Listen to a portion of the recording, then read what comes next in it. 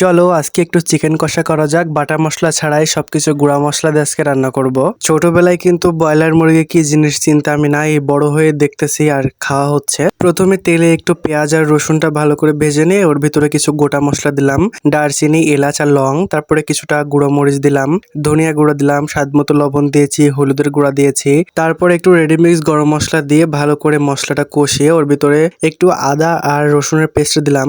সমস্ত মশলাগুলো মিক্স করা শেষ হয়ে গেছে। এখন কেটে ধুয়ে রাখা মাংসগুলো ওর ভিতরে দিয়ে একটু বয়েল করতে হবে। সরি, বয়েল না, এটা ভাজতে হবে। পুরাটাই করব গুঁড়া মশলা দিয়ে, কিন্তু টেস্ট থাকবে একেবারে বাটা মশলার মতো।